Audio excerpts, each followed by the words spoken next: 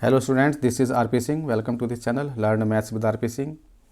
आज इस वीडियो में शिक्षा निदेशालय द्वारा उपलब्ध कराई गई कक्षा 9 गणित की वर्कशीट नंबर 89 लेते हैं। इसका टॉपिक है अध्याय 8 चतुर्भुज। कक्षा 9वीं सी के छात्र अपनी कक्षा के डिस्प्ले बोर्ड को सजाना चाहते हैं। वे बोर्ड को सजाने के लिए नीचे दी जानकारी की मदद से पेपर की आकृतियाँ काटते हैं। बोर्ड को सजाने के लिए बच्चों ने पेपर काटे। किस आकार के काटे ये यहाँ पर दिया हुआ है। एक चतुर्भुज समांतर चतुर्भुज कहलाता है यदि उसकी सम्मुख भुजाओं आमने सामने की भुजाओं के दोनों युग्म समांतर हों। ये इस तरह से होगा कि मान लीजिएगा एक ये चतुर्भुज है A B C D, A B बराबर सी डी के हो, उसकी सम्मुख भुजाओं आमने सामने की भुजाओं के दोनों युग्म समांतर हो। मतलब ए बी समांतर सी डी या डी सी। यहाँ पर यह होना चाहिए पहले पार्ट में कि ए डी समांतर बी सी तथा ए बी समांतर D C. A B D C के समांतर हो, ए डी बी सी के समांतर हो तो ए बी सी डी एक समांतर चतुर्भुज होगा। बी पार्ट है उसकी सम्मुख भुजाओं के दोनों युग्म बराबर हों। दूसरे पार्ट के अकॉर्डिंग क्या होना चाहिए कि ए बी बराबर सी डी, ए डी बराबर बी सी, तो भी ए बी सी डी समांतर चतुर्भुज होगा। तीसरा, उसकी भुजाओं का एक युग्म बराबर तथा समांतर हों। इसके लिए क्या होगा कि यदि ए बी बराबर डी सी के है तथा ए बी समांतर डी सी के है तो भी ए बी सी डी एक समांतर चतुर्भुज होगा। आगे एक समांतर चतुर्भुज में समांतर चतुर्भुज हम बनाएं तो इसमें क्या क्या होता है। मान लीजिएगा पी क्यू आर एस ये समांतर चतुर्भुज है। सम्मुख कोण बराबर होते हैं, मतलब ये कोण इस कोण के बराबर, ये वाला कोण इस कोण के बराबर। तो कोण P बराबर कोण R के हो गया, कोण Q बराबर कोण S के हो गया। आसन कोण संपूरक होते हैं। ये A पार्ट से ले लिया हमने, B पार्ट से लेंगे हम।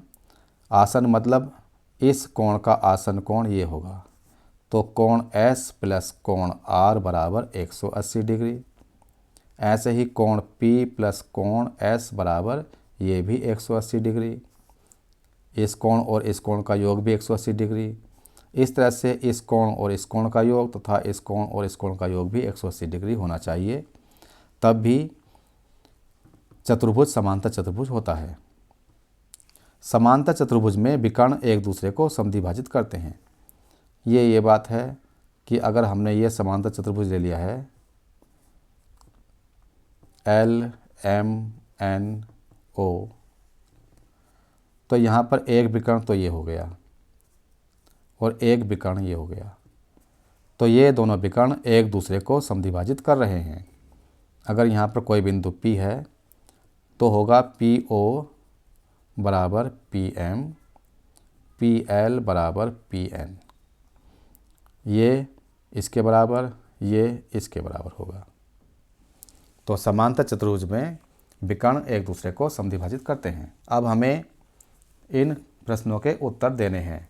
पहला सवाल, बोर्ड के बॉर्डर को सजाने के लिए वे समांतर चतुर्भुज जैसी आकृति अलग अलग रंगों के कागज से काटना चाहते हैं। सी डी तथा बी सी की लंबाई क्या होनी चाहिए। सी डी यहाँ पर है और बी सी यहाँ पर है। ए बी सी डी एक समांतर चतुर्भुज है। समांतर चतुर्भुज की सम्मुख भुजाएं बराबर होती हैं, तो बी सी बराबर ए डी के होना चाहिए, बी सी बराबर ए डी के, और ए डी है 3 सेंटीमीटर की, तो बी सी हो गया 3 सेंटीमीटर। इसी प्रकार से डी सी बराबर होना चाहिए ए बी के, और ए बी है 5.5 सेंटीमीटर, तो डी सी हो गया 5.5 सेंटीमीटर। तो 5.5 और 3 सेंटीमीटर होना चाहिए। सी डी पहले आएगा, सी डी होगा 5.5, बी सी होगा 3 सेंटीमीटर। तो 5.5 और 3 सेंटीमीटर ये सी पार्ट इसका सही होगा। हमें क्रम से लेना है। सेकंड पार्ट, समांतर चतुर्भुज ABCD को काटने के लिए उन्होंने कोण D बराबर 60 डिग्री निर्धारित किया। समांतर चतुर्भुज ABCD के कोण B का मान कितना होना चाहिए। ABCD समांतर चतुर्भुज है। समांतर चतुर्भुज में सम्मुख कोण बराबर होते हैं, तो जितना कोण D है उतना ही कोण B होगा। तो हम लिख सकते हैं कोण B बराबर कोण D, सम्मुख कोण हो गए। D 60 डिग्री का है तो कोण B बराबर 60 डिग्री हो गया। इसका ये पार्ट सही हो गया। थर्ड पार्ट, समांतर चतुर्भुज ABCD के कोण A का मान कितना होना चाहिए। ABCD के कोण A का मान निकालना है। हमें मालूम है कि यहाँ पर आसन्न कोण संपूरक होते हैं। कोण A प्लस कोण D बराबर 180 डिग्री, क्योंकि कोण A तथा कोण D आसन्न कोण हैं। आसन्न मतलब पास पास के कोण हैं, तो ये दोनों कोण संपूरक होते हैं। इसका मतलब कोण A प्लस कोण D 180 डिग्री हो गया। कोण A का मान ज्ञात करना है। कोण C 60 डिग्री का है बराबर 180 डिग्री, तो कोण A निकालेंगे हम यहाँ से 180 माइनस 60 डिग्री करके, ये आ जाएगा 120 डिग्री। तो कोण A का मान हो गया 120 डिग्री और इसका A पार्ट सही है। फोर्थ पार्ट, कुछ समांतर चतुर्भुजों को काटकर त्रिभुज बनाए गए जिनसे बोर्ड के किनारों पर फूल बनाए जा सकें। यदि BD की लंबाई 8 सेंटीमीटर तथा AC की लंबाई 6 सेंटीमीटर रखी गई हो तो AE की लंबाई क्या होनी चाहिए। यहाँ पर दिया हुआ है कि BD 8 सेंटीमीटर, ये पूरा BD ये 8 सेंटीमीटर का है, AC 6 सेंटीमीटर है। AE की लंबाई निकालनी है, ये लंबाई निकालनी है। तो हमें पता है समांतर चतुर्भुज के विकर्ण एक दूसरे को समद्विभाजित करते हैं। तो यहाँ पर AE बराबर EC के होगा या 1/2 AC के होगा। AE AC का आधा होगा, तो AC है 6 सेंटीमीटर, तो 6/2 करेंगे 3 सेंटीमीटर आ जाएगा। तो AE बराबर हो गया यहाँ पर 3 सेंटीमीटर। तो इसका B पार्ट सही होगा, क्योंकि समांतर चतुर्भुज के विकर्ण एक दूसरे को समद्विभाजित करते हैं। DE की लंबाई क्या होनी चाहिए। DE यहाँ पर BD दिया हुआ है 8 सेंटीमीटर, BD बराबर 8 सेंटीमीटर है।